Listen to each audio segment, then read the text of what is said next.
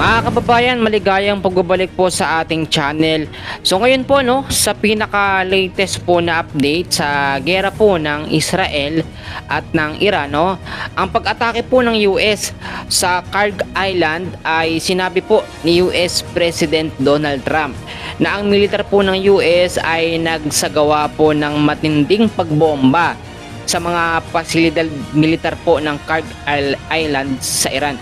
So yung mga pambobomba talaga or pag-atake po ng Amerika o ng US sa Iran, talagang isinasa publiko yan ni President Donald Trump para malaman po ng tao yung ginagawa nilang pag-atake po sa Iran kung hindi ito titigil sa pag-atake naman sa bansang Israel. Sa ngayon po tinatawag na ganap na nawasak na po yung ginawang pag-atake ng Amerika, at ang mga target po ay binanggit din niya na sinadyang hindi sinasaktan ang infrastruktura ng langis, ngunit babala po ng maraming eksperto na ang direktang pag-atake po sa mga ito ay makakanggambala sa Iran at sa pagpapadala ng barko sa Strait of Hormuz. So nilinaw po ni President Donald Trump na yung nangyaring pag-atake ay hindi sinasadyang matamaan po ang infrastruktura ng langis. Siyempre alam naman natin na iniingatan din yung mga langis na yan. Siyempre yan po ay sinusupply sa iba't ibang mga bansa. So eto naman yung nangyari po. Pag-atake naman ng Iran na tinatawag din po natin na True Promise number 4. So naglunsad po ang Iran ng bagong serye ng pag-atake nila gamit ang mga mabibigat na missile na may mga warhead na tumitimbang po ng hanggang 2,000 kilo.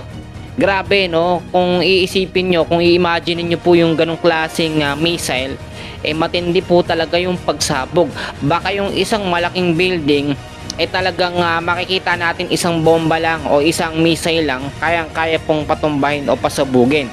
Sinabi ng Islamic Revolutionary Guard Corps or IRGC na tinatarget nito ang mga lugar ng pagtatago ng tirahan, Ibig sabihin yung mga tirahan po na nagtatago sa ilalim ng lupa, tinatarget po yan ng IRGC. So dapat mag-ingat talaga, especially yung mga kababayan ho natin.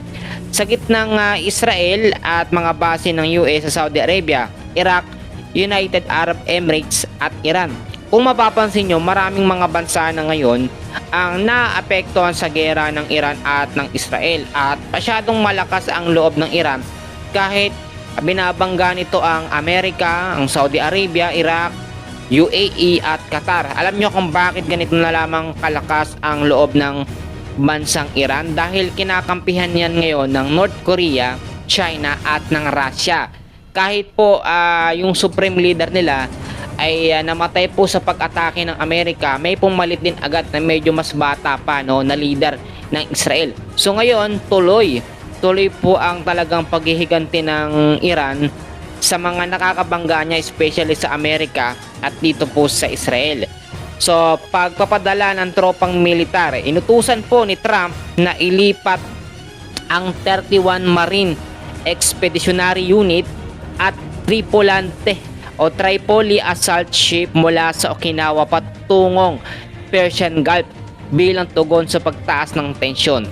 So kung nakikita natin, ito yung sinasabi natin na backup po, backup ng Amerika, dagdag pwersa.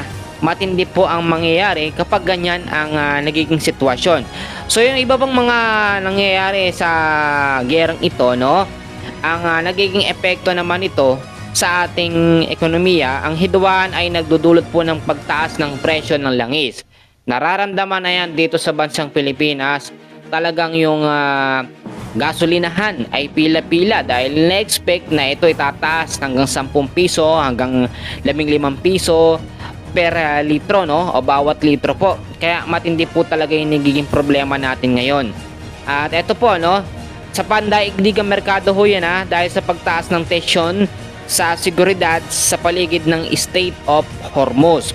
So sinabi rin ng mga eksperto na ang Russia ay nakikinabang mula sa pagtaas ng presyo ng langis, habang ang China ay maaaring gumamit ng mga stocks ng langis at mga import mula sa Russia upang mabawasan ang banta ng seguridad ng enerhiya. Alam nyo, ganyan talaga yan. Minsan, kung sino yung maraming mga produksyon ng langis, sila po ang mostly nakikinabang dito. Minsan iniipit nila. Napansin nyo mabuti, Russia at China nagtutulungan, no? Nag-iipunan ng langis.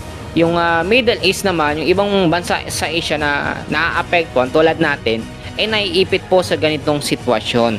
Kaya naman kung magtatagal pa ang gera ng Iran at ng Israel, syempre damay-damay na yan kasama ang UAE, Iraq, Saudi Arabia, Amerika, baka lalong tumaas po ang presyo ng gasolina. So yan muna yung update natin. Maraming salamat po sa pag-support.